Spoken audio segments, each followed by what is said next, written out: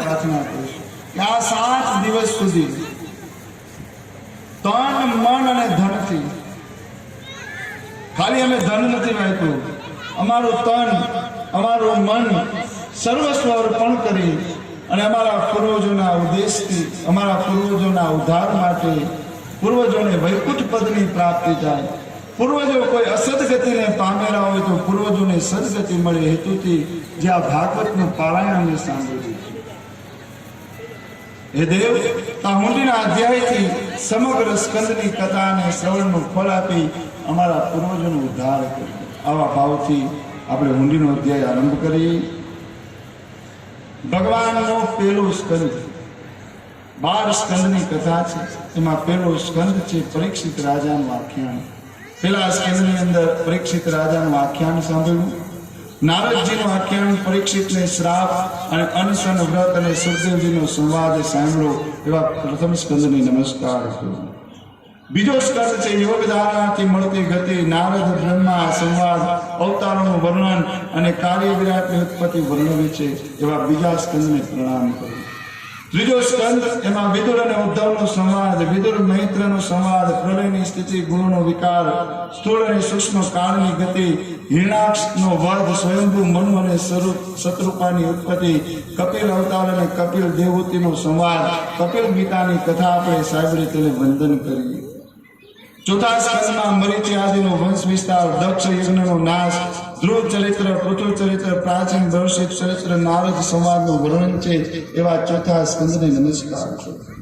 પાંચમો સ્કંદ પ્રિયવ્રત રાજાનું ચરિત્ર, નાભી રાજા, ઋષભદેવજી અને ભરતના ચરિત્રો વર્ણવ્યા, દ્વીપખંડો વગેરે ભૌગોલિકનું વર્ણન અને જ્યોતિષ ચક્રની સ્થિતિનું વર્ણન છે. એવા પાંચમા સ્કંદને બધા નમસ્કાર કરો. છઠ્ઠો સ્કંદમાં પ્રચેતા, ત્યાં દક્ષ જન્મ અને સંસદી, વૃત્રાસુરનો વધ વગેરેનું વર્ણન. એવા છઠ્ઠા સ્કંદને વંદન કરીએ. સાતમા સ્કંદમાં દિતિના પુત્રો હિરણાક્ષ અને હિરણ્યકશ્યપુની ઉત્પત્તિ અને એમના નાશની કથા, પ્રહલાદના ચરિત્રની કથા, નૃસિંહ અવતારના ચરિત્રની કથા. એવા સાતમા સ્કંદમાં વર્ણવી અને નમસ્કાર કરીએ. આઠમા સ્કંદની અંદર મન્વંતરોનું વર્ણન, ગજેન્દ્ર મોક્ષની કથા, શ્રી ભગવાનના અવતારોની કથા, સમુદ્ર મંથન અને દેવાસુર યુદ્ધનું વર્ણન. એવા આઠમા સ્કંદને વંદન કરીએ.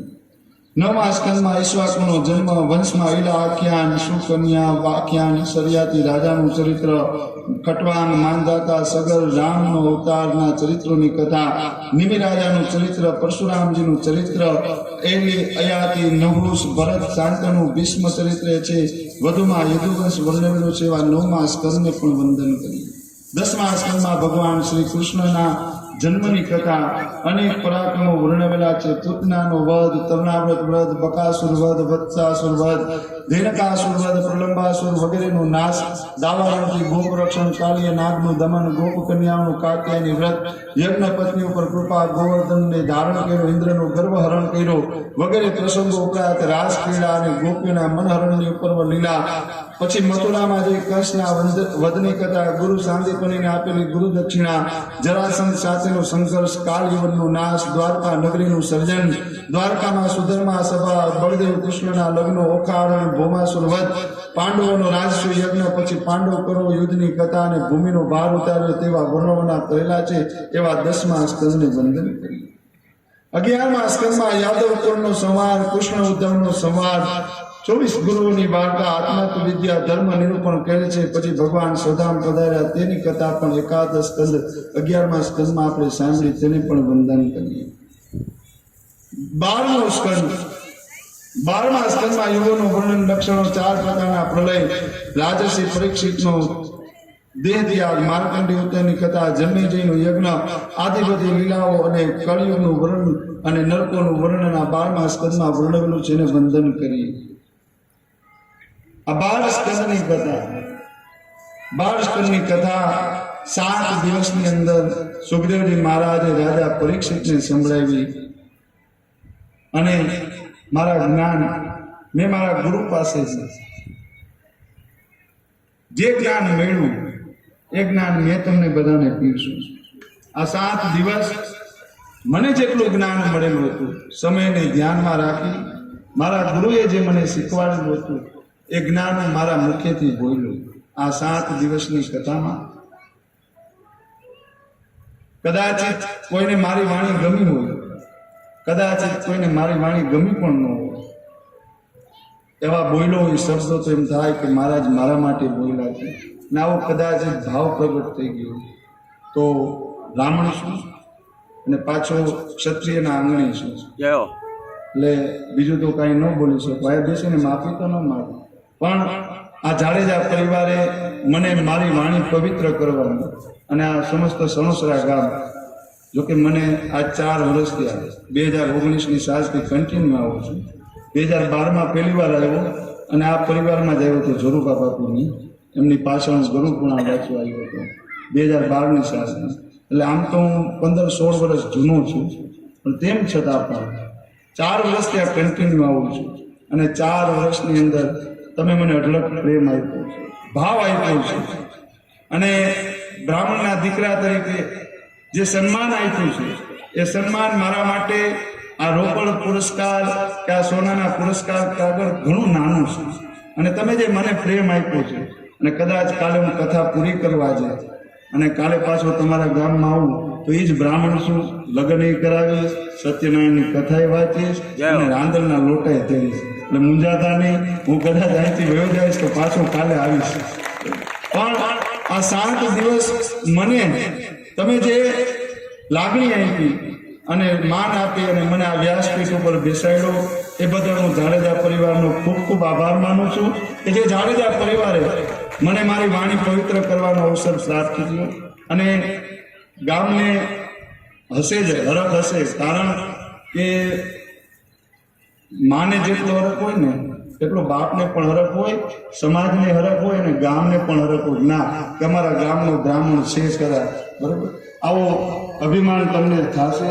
હું એવી ભગવાનને પ્રાર્થના કરું છું અને એવા આશીર્વાદ દઉં છું બ્રાહ્મણ તરીકે. ઉંમરમાં છું નાનું, મારી ઉંમર હજી 32 વર્ષ જ છે. મારી 32 વર્ષની ઉંમરમાં આ મારી 11મી ભાગવત છે. એક શિવપુરાણ વાંચ્યું છે, એક વિષ્ણુ પુરાણ વાંચ્યું છે અને ઋષિકેશની અંદર ગંગા કિનારે 1 માસ સુધી, 1 મહિના સુધી મેં શિવપુરાણ મહાત્મ્યની કથા પણ કહેલી છે. એવું આ ભાગવતની 11મી કથા છે. 11મી કથાની યાત્રા હું અહીંયા વિરામ કરું છું. ફરી પાછું હું નાથને પ્રાર્થના કરું, ભગવાન કૃષ્ણને પ્રાર્થના કરું તો ફરી પાછું આ ગામમાં જાડેજા પરિવારના આંગણે ફરી પાછા આપણે બધા ભેગા થાય અને ફરી પાછી આપણે ભગવાનની યાત્રાને આગળ વધાવી અને ફરી પાછા આ જ આનંદથી, આ જ ઉલ્લાસથી, કારણ કે ગોર અને બ્રાહ્મણનો સંબંધ રહેવો જોઈએ, ખાલી વક્તા તરીકે નહીં. હું વક્તા તરીકે નથી આવ્યો, ગોર તરીકે આવ્યો છું. અને તમે જે મને પ્રેમ આપ્યો એની સામે આ પૈસા, રોકડ, આ સોનું એ બધું મારા માટે ટૂંકું છે, કારણ કે તમારી લાગણી એટલી બધી છે.